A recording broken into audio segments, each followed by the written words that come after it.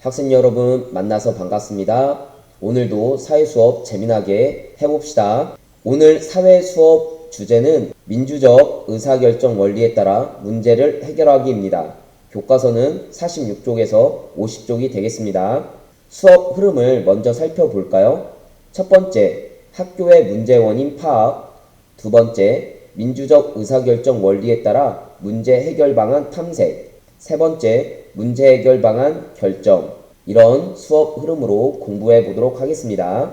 우리가 지난 시간에 배운 민주적 의사결정 원리에는 어떤 것들이 있었나요? 학생들 각자 큰 소리로 3가지 이상 말해 봅시다. 자, 어떻게 3가지 이상 말할 수 있었나요?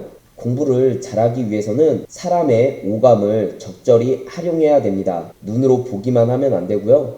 또 듣기만 해서도 안 됩니다. 손으로 직접 써보기도 하고 또 말로 해보기도 해야 공부를 잘할 수 있습니다. 우리가 지난 시간에 배웠던 민주적 의사결정 원리에는 바로 대화와 토론, 그리고 간용, 그리고 비판적인 태도, 양보와 타협, 참여 및 실천, 그리고 소수의 의견을 존중하기. 이러한 소수 의견을 존중할 때에 비로소 다수결의 원칙이 성립될 수 있다고 할 수 있겠습니다. 그러면 교과서 46쪽으로 넘어가도록 하겠습니다. 소영이 네 반 친구들은 점심시간에 학교 운동장에서 축구를 하고 있었다. 그런데 다른 학년 학생들도 운동장을 사용하고 싶다고 하여 말다툼이 벌어졌다. 여기서 소영이네 학교에서 일어난 학교 문제 상황을 한번 동영상으로 시청해 보도록 하겠습니다. 우리도 축구를 하고 싶은데 왜 형들만 운동장을 사용하나요? 우리도 점심시간에 운동장에서 축구를 하고 싶어요. 우리도 5학년 때는 점심시간에 운동장에서 못 놀았어. 그건 너무 불공평해요. 운동장은 우리 학교 학생 모두의 것이잖아요. 너희도 내년에 놀면 되잖아. 점심시간에 운동장을 사용하는 문제를 어떻게 해결하면 좋을까? 네, 어떻게 동영상 잘 시청했나요? 이러한 학교 운동장 사용 문제는 선생님이 초등학교에 다니던 시절에도 있었던 문제입니다. 그런데 20년 이상이 지난 지금에도 이러한 학교 운동장 사용 문제로 학년끼리 서로 갈등이 빚어지는 이유는 무엇일까요? 이러한 문제가 왜 일어나는지 한번 살펴보도록 하겠습니다. 먼저 질문 첫 번째, 소영이네 학교에는 어떤 문제가 있었나요? 점심을 먹고 난 후 고학년 학생들이 항상 운동장을 차지하고 있어서 저학년의 학생들은 운동장에서 놀 수 없었다는 문제가 있었네요. 또는 저학년 학생들이 점심시간을 늦게 먹고 운동장에 나와서 운동장에서 놀 수 없었던 문제가 있었네요. 질문 두 번째, 점심시간에 학교 운동장을 사용하는 문제를 해결하기 위해서는 어떤 과정이 필요할까요? 먼저 우리 학교에 학교 운동장을 사용하는 데 있어서 문제점이 있다라는 문제 인식을 가져야 되겠습니다. 그리고 나서 문제의 원인을 파악해 봐야 되겠죠. 그리고 나서는 민주적인 의사결정 원리에 따라 문제를 해결해 나가야 되겠습니다. 교과서 47쪽을 보도록 하겠습니다. 전교 회장인 소영이는 학생 자치회의에 참석해 점심시간에 운동장을 사용하는 문제를 다른 학년 대표들과 의논해 해결하기로 했다. 이와 관련된 동영상 살펴보도록 하겠습니다. 안녕하십니까? 오늘은 점심시간 운동장 사용 문제를 논의하겠습니다.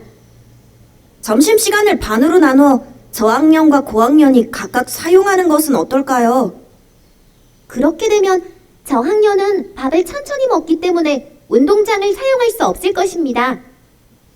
그럼 학년별로 하루씩 돌아가며 운동장을 사용하는 것은 어떨까요? 그건 너무 헷갈릴 것 같습니다. 저는 학년별로 운동장을 사용하는 달을 정하면 좋겠습니다. 저는 운동을 규칙적으로 하는 것이 좋다고 생각해서 6학년 5반 대표의 의견에 동의합니다. 하지만 한 달 동안 집중적으로 사용하면 다양한 활동을 할 수 있으므로 저는 3학년 일반 대표의 의견에 동의합니다. 지금까지 나온 의견들 중에서 다수결로 정하도록 하겠습니다. 어떻게 동영상 잘 보았나요? 질문 첫 번째. 정규 어린이 회의에서는 어떤 의견이 나왔나요? 점심시간을 반으로 나누어서 저학년과 고학년이 각각 사용하면 어떨까 하는 의견이 나왔고요. 또 다른 의견은 학년별로 하루씩 돌아가면서 운동장을 사용하자는 의견이 나왔습니다. 또는 한 달 동안 집중적으로 사용할 수 있도록 학년별로 운동장을 사용하는 달을 정하는 의견이 나왔네요.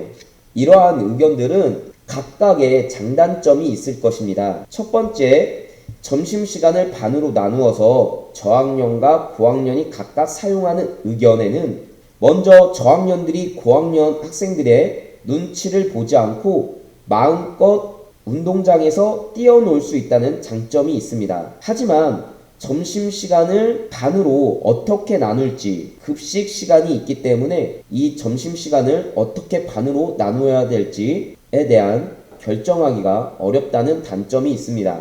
두 번째 의견은 학년별로 하루씩 돌아가면서 운동장을 사용하는 방법이었습니다. 이 방법은 모든 학년이 공평하게 운동장을 사용할 수 있다는 장점이 있습니다. 하지만 학생들이 일주일에 하루만 운동장을 사용할 수 있다는 단점이 있죠. 또 예를 들어서 6학년 학생들이 사용해야 되는 날에 비가 온다고 한다면 이 6학년 학생들의 운동장 사용권을 뒤로 미루어야 될지 아니면 건너뛰고 월요일에는 다시 1학년 학생들이 운동장을 사용해야 될지 이러한 문제에 대한 결정을 또 해야 될 것입니다. 세 번째 의견은 학년별로 운동장을 사용하는 달을 정해서 한 달 동안 집중적으로 사용하자는 의견이었습니다.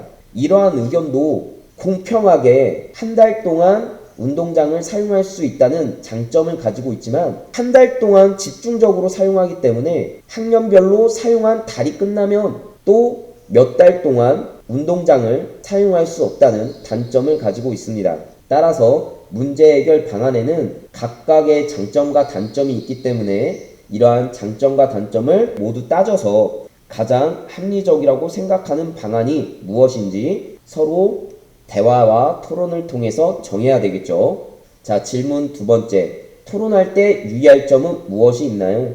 토론을 할 때에는 발언권을 얻어서 발언을 해야 되겠습니다. 또한 다른 사람이 의견을 제시할 때는 끼어들면 안 되겠습니다. 또 대화와 토론을 통해서 가장 합리적이라고 생각하는 방안을 결정하면 되겠는데 대화와 토론을 통해서 가장 합리적인 대안을 못 찾았을 때는 어쩔 수 없이 다수결의 원칙을 통해서 다수결로 정할 수밖에 없을 것입니다. 그렇지만 다수결의 원칙 또는 다수결의 방법이 항상 옳은 것이 아니기 때문에 충분한 대화와 토론을 가지고 소수의 의견을 무시하지 않고 존중하는 태도를 가져야 할 것입니다. 그리고 나서 다수결의 원칙, 다수결의 방식을 도입해야 되겠습니다. 자, 이번에는 교과서 48쪽이 되겠습니다. 소영인의 학교의 점심시간에 운동장을 사용하는 문제는 원만하게 해결되었다. 이것은 학교 학생들이 공동의 문제에 관심을 가지고 민주적인 방법으로 문제를 해결하는 데 참여하고 실천하려는 노력이 가져온 변화였다. 선생님이 밑줄 친 부분에 밑줄을 쳐주기 바랍니다. 소영인의 학교에서는 어떻게 문제를 해결했는지 살펴보도록 하겠습니다. 투표 결과 학년별로 하루씩 돌아가며 운동장을 사용하자는 의견이 채택되었습니다. 모두 잘 지켜주시기 바랍니다. 우리도 점심시간에 운동장을 사용하니까 정말 좋지 않니? 공평하게 운동장을 사용해서 좋아. 자, 어떻게 잘 살펴보았나요? 소영인의 학교에서는 점심시간 운동장 사용 문제를 어떻게 해결했고 다수결의 원칙으로 채택된 방법은 무엇이었나요? 학년별로 하루씩 돌아가면서 운동장을 사용하자는 의견이 채택되었네요. 자, 그러면 이렇게 공동체의 문제를 해결하는 과정에서 가장 중요한 것은 무엇이라고 생각하나요? 한번 여러분들이 이야기해 보시기 바랍니다. 이러한 생각은 정답이 없습니다. 여러분들이 가장 중요하다고 생각하는 부분에 대해서 이야기하면 되겠습니다.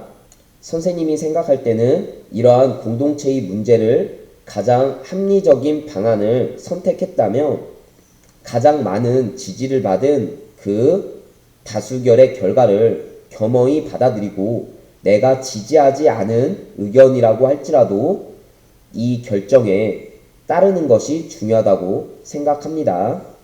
학생 자치활동에 관한 동영상은 보조자료 영상을 참고해 주시기 바랍니다. 자, 그리고 교과서 49쪽은 수행평가가 되겠습니다. 등교 후에 평가할 예정이기 때문에 집에서 우리 학교의 문제점에 대해서 한번 생각해 보시기 바랍니다. 첫 번째, 우리 학교에서 해결하고 싶은 문제 생각해 보기. 두 번째, 문제 해결 방안과 그 까닭 생각해 보기.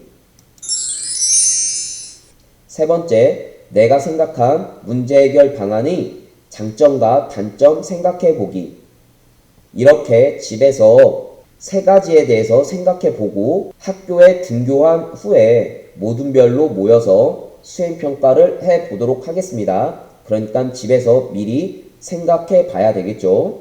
네, 이번에는 선생님이 참고 자료로 가져온 개인 간의 갈등 해결 전략입니다. 우리가 살면서 친구들끼리 부딪힐 수밖에 없습니다. 어떤 조직이나 어떤 사회나 갈등이 있을 수밖에 없다고 이야기했었습니다.